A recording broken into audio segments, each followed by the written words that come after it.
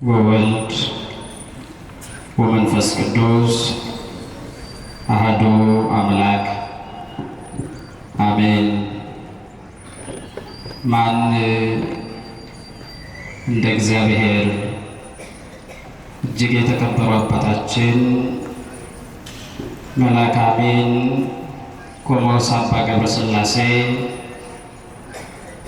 የዚህ ታላቅ ካቴድራል አስተዳዳሪና የመንጋው ጠባቂ፣ ውሉደ ያሬድ ሊቃውንተ ቤተ ክርስቲያን፣ አባቶች ካህናት፣ መምህራነ ወንጌል፣ ዲያቆናት፣ በዚህ ቅዱስ ስፍራ የሰማይ ሥርዓት የሆነውን ሥርዓት ለመስራት፣ ለመከታተል፣ ለመባረክ፣ ለመቀደስ ከሩቅም ከቅርብም የተሰበሰባችሁ ሽበተ ክብር ዘውድ የሆነላችሁ አባቶች፣ እናቶች፣ ወንድሞች፣ እህቶች፣ ሕፃናት ሁላችሁ በክርስቶስ ፍጹም በሆነ በተቀደሰ ሃይማኖታዊ ሰላምታ ሰላም እላችኋለሁ። እንደምን አደራችሁ? ኧረ እንደምን አደራችሁ? እንደምን አረፈዳችሁ? አሜን። አምላካችን እግዚአብሔር ጊዜን ለሰው ልጆች የፈጠረ ከጊዜ በፊት ያለ ጊዜ የነበረ የፈጠረውን ጊዜ አሳልፎ ለዘላለም በክብር በጌትነት የሚኖር ሕያው ገናናው አምላካችን ቅዱስ እግዚአብሔር ስሙ ለዘላለም የተመሰገነ ይሁን። አምላክን በድንግልና ጸንሳ በድንግልና የወለደች ከነጹት የነጻች ከተቀደሱት የተቀደሰች ከተለዩት ሁሉ ልዩ የሆነች የሁላችን እናት እማ አምላክ ወላዲተ አምላክ ንጽሕተ ንጹሐን ቅድስተ ቅዱሳን ድንግል ማርያም እናታችን ስሟ ለዘላለም የተመሰገነ ይሁን። እንዲሁም በዛሬው ዕለት የሰበሰበን መጋቤ ብሉይ ቅዱስ ሚካኤል ጻድቁ አባታችን አቡነ ተክለ ሃይማኖት፣ ቅዱስ ክርስቶስ ሰምራ፣ ሊቁ ቅዱስ ዮሐንስ አፈወርቅ በረከተ ረድኤት አምላካችን እግዚአብሔር ለሁላችን ያድለን።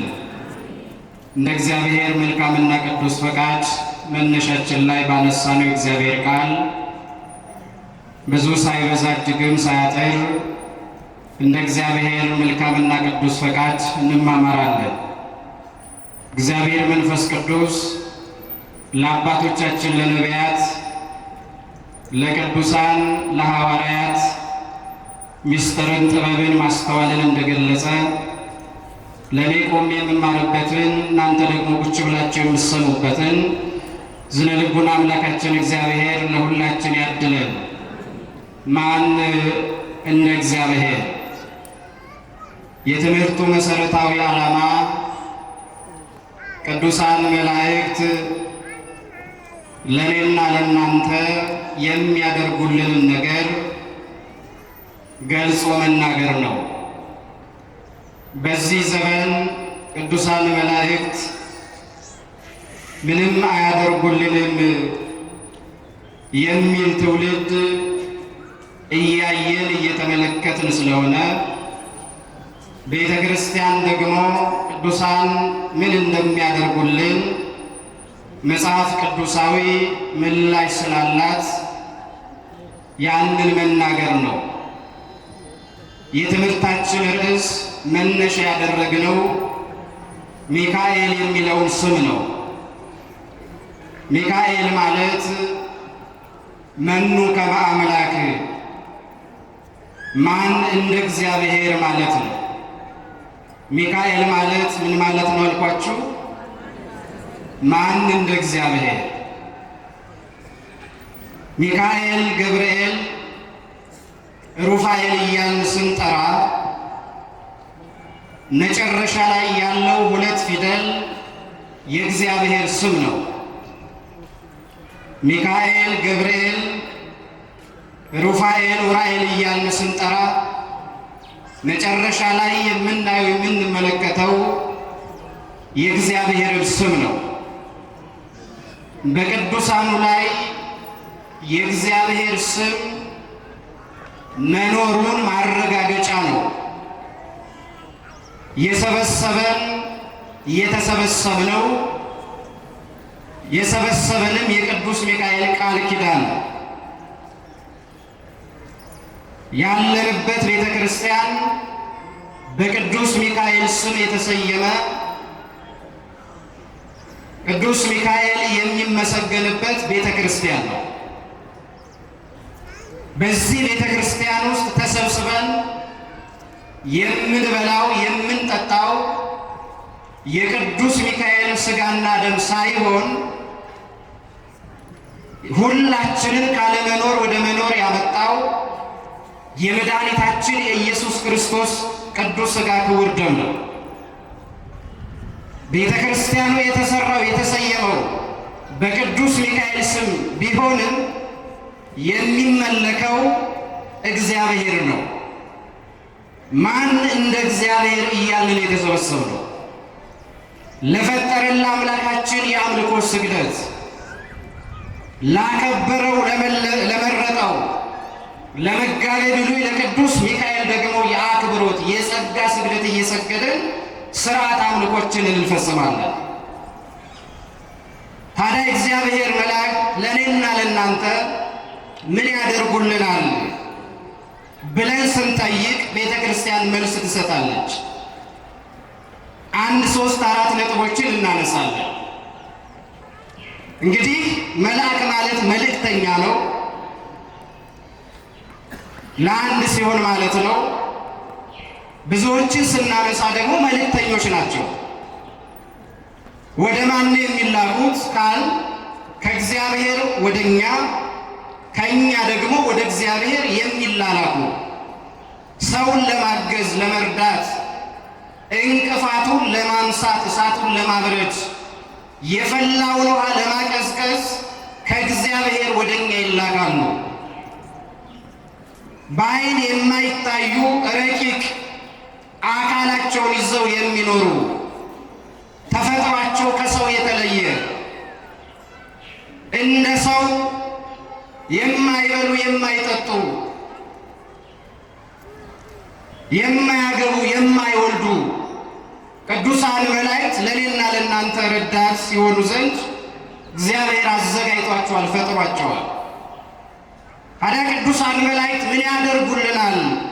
የመጀመሪያው ቅዱሳን መላእክት ያድኑናል። ምን ይሉናል? ያድኑናል። ቤተ ክርስቲያን ቅዱሳን መላእክት ያድኑናል ብላ ስትናገር የክርስቶስን አዳኝነት ወስድ አይደለም። የክርስቶስ የአምላካችን አዳኝነት ፈራጅነት የባህሪው ነው። ከማንም ያልተቀበለው ማንም የማይወስድበት የራሱ የሆነ ነው። ቅዱሳን ያድናሉ ስንል ግን ከአዳኙ ከምንጩ ከመድኃኔዓለም ከኢየሱስ ክርስቶስ ወስደው ያድኑናል።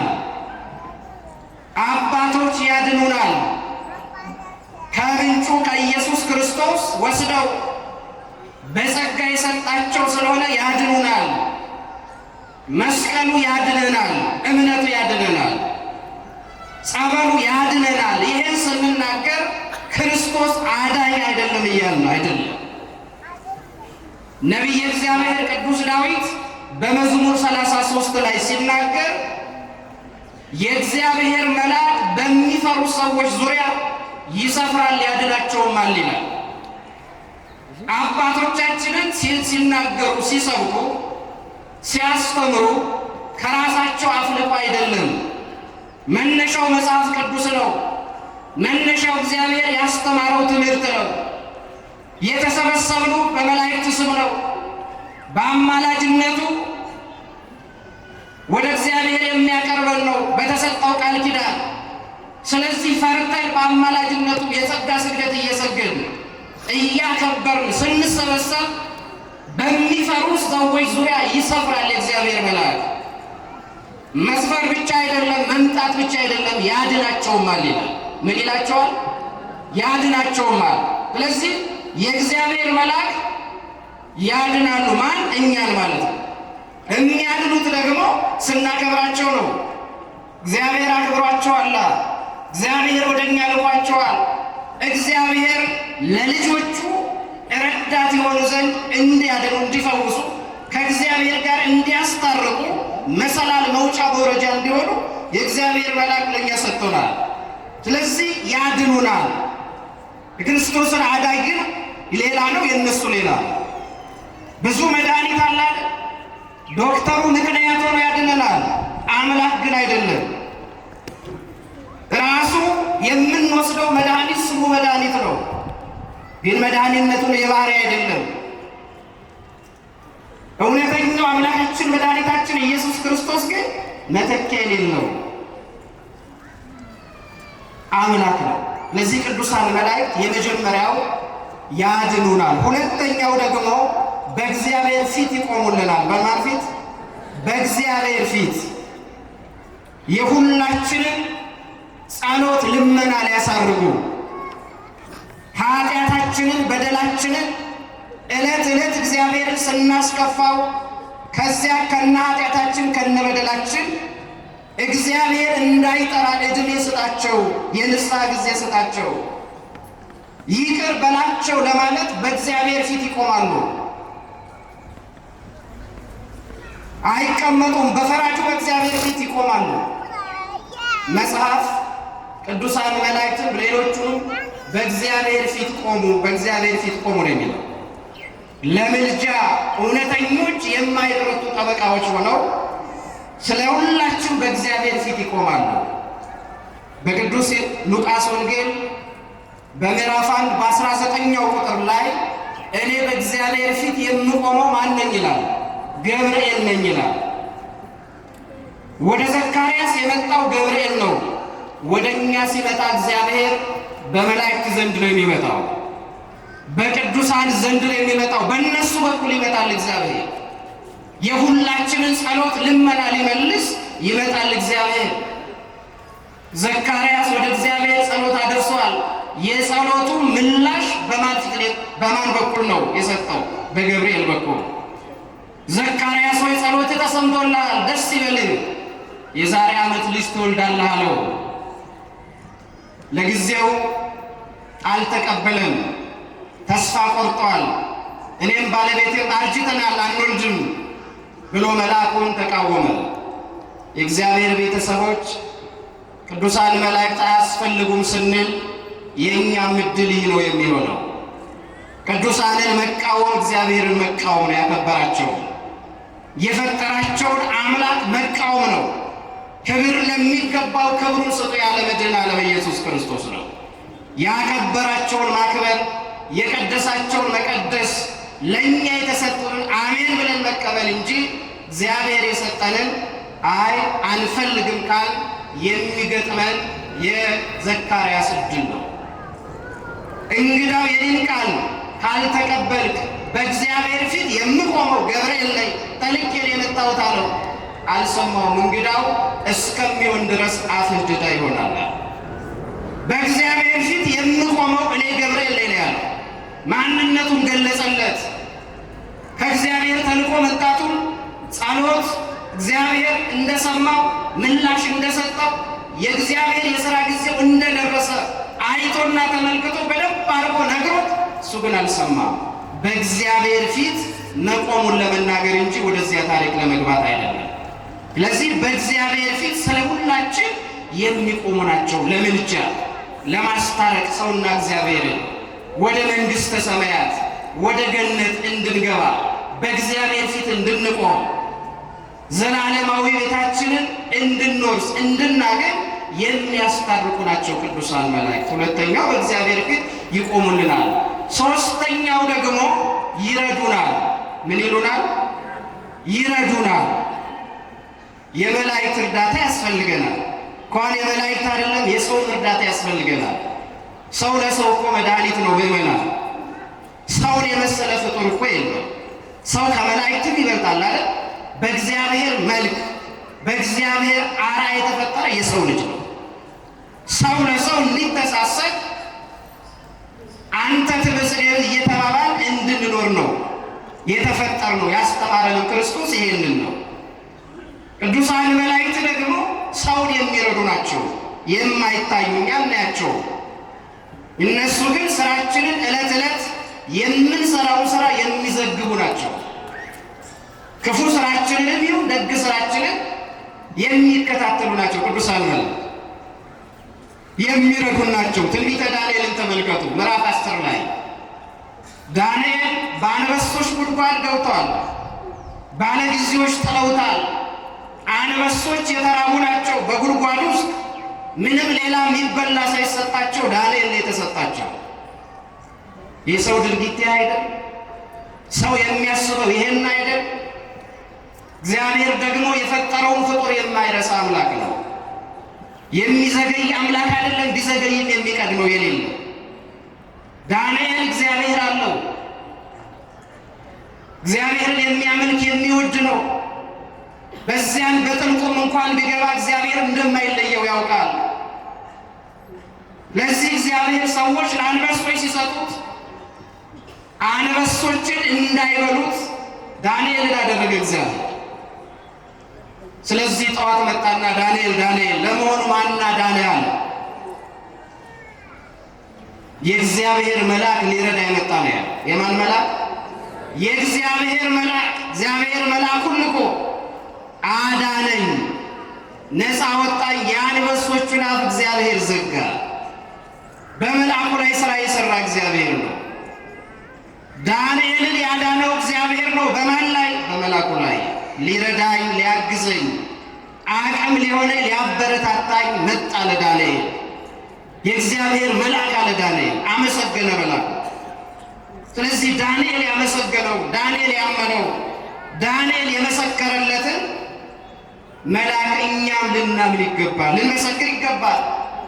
ዳንኤል ማለት እኮ የስሙ ትርጓሜ እውነት ፈራጅ ማለት ነው፣ ዳኛ ማለት ነው። ስለዚህ እግዚአብሔር በመልአኩ ላይ አድሮ ዳንኤልን አድኖታል። ስለዚህ ረድቶታል ማለት ነው። ሦስተኛው ይህ ነው። አራተኛው ደግሞ ቅዱሳን መላእክት ይጠብቁናል። ምን ይሉናል?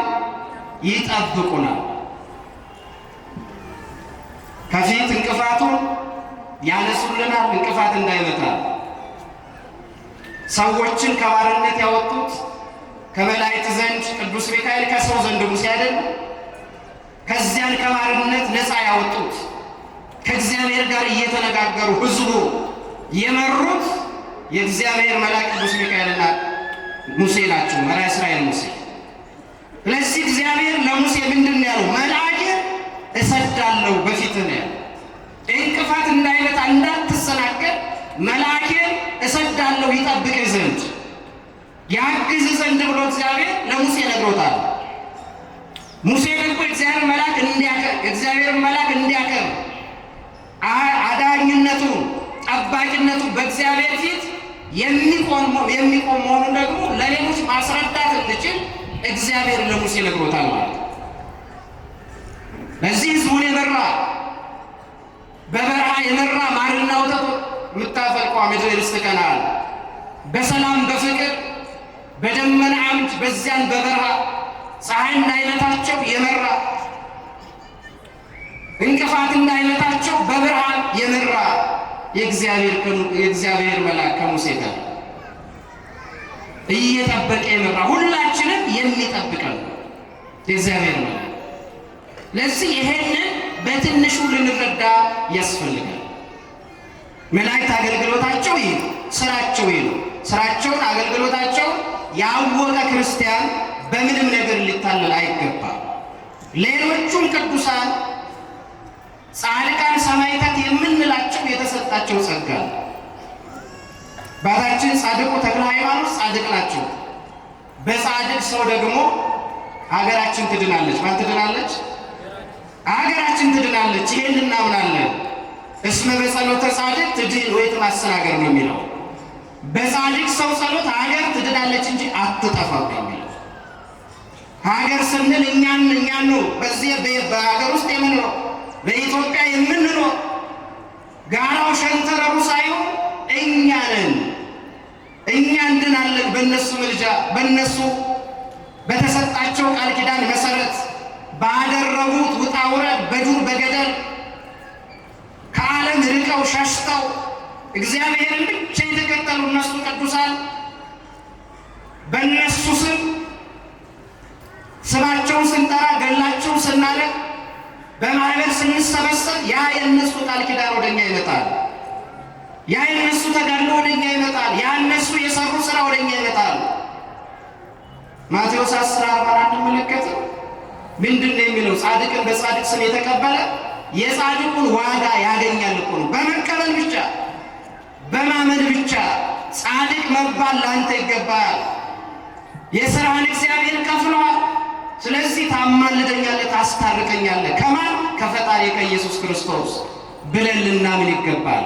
ያንን ጽድቅ ገዳሙ ስንሄድ፣ ቦታው ላይ ስንሄድ፣ ስማቸው ስንጠራ፣ ስንሰበሰብ በተሰጣቸው ቃል ኪዳን ይባርኩናል። ክርስቶስ ሰባ በዛሬው ዕለት ቃል ኪዳን የተቀበለችበት ነው። ስምሽን የጠራ ዝክርሽን ያዘከረ ያ ቃል ኪዳን ደግሞ የሚጠፋ እንዳይመስላችሁ፣ የሚያረጅ እንዳይመስላችሁ፣ የሚያልፍ እንዳይመስላችሁ። በሕይወት እያሉ ከሕይወት ከሌሉም በኋላ ያ ቃል ኪዳናቸው የጸና ነው። ኪዳነ ተካሄድኩ ምስለ ሮያን አይደል የሚለው ዳዊት? ከምወዳቸው ጋር ቃል ኪዳንን አደረጉ። ያ ቃል ኪዳን በእግዚአብሔር ዘንድ የጸና ነው። በሰማይ ጸናጽል በእግዚአብሔር ዘንድ የጸና ነው። ያ ቃል ኪዳን ሁላችንን ይጠብቀናል። የተወደዳችሁ የእግዚአብሔር ቤተሰቦች፣ ስለዚህ ጠቅለል ስናደርገው በቅዱሳን ስም ቤተ ክርስቲያን ስንሰበሰብ ማን እንደ እግዚአብሔር እያለ በቅዱስ ሚካኤል ስም፣ በቅዱስ ገብርኤል፣ በሌሎቹም ቅዱሳን ስንሰበሰብ ማን እንደ እግዚአብሔር እያለ ነው የክርስቶስን ሥጋ የምንበላው የክርስቶስን ደም የምንጠጣው። ስለዚህ ቤተ ክርስቲያን አስተምሯል፣ ቀኖኗል፣ ዶግሟል ለይተን የምናውቅ ከሆነ ለእኛ የተሰጡ ዕንቁዎች ናቸው እነዚህ ማለት ነው። ወኢትደዩ በአርያክሙ ቅድመ አርዋለ ነቢዩ፣ ዕንቁዎቻችሁን በእሪያዎች መካከል አታኑሩ። ቅዱሳን ዕንቁዎቻችን ናቸው። የሁላችን መላእክት ዕንቁዎቻችን ናቸው። ለሁላችን የተሰጡን እንድንባቸው ዘንድ፣ እንወጣባቸው ዘንድ፣ እንባረክባቸው ዘንድ፣ እንድንባቸው ዘንድ የተሰጡን ለእኛ የተሰጡን የሚያማልዱን የሚያስታርቁን ስለሆኑ እነሱን እያከበር ለእነሱ እየዘመር እያመለክን አይደለም። አናመልካቸው። ማምላክ እግዚአብሔር ብቻ ነው። እመቤታችን እኮ ሰው ናት፣ አናመልካትም። የአምላክ እናት ናት። ቅዱሳን መላእክት ፍጡራን ናቸው፣ የእግዚአብሔር እጁ ሥራዎች ናቸው። እናከብራቸዋለን፣ አናመልካቸው። ይህም ቤተ ክርስቲያን ዕለት ዕለት የምትሰብከው ነው፣ ዕለት ዕለት የምትናገረው ነውና በእነሱ ስም ግን እግዚአብሔር ይመሰግናል፣ እግዚአብሔር ይቀደሳል። እግዚአብሔር ዕለት ዕለት በአባቶች በካህናት በሊቃውንት ይቀደሳል። በሕዝበ ክርስቲያኑ እግዚአብሔር ይመሰገናል። እንድናመሰግን አምላካችን እግዚአብሔር በቸርነቱ ይርዳን። ማን እንደ እግዚአብሔር ይቆየን።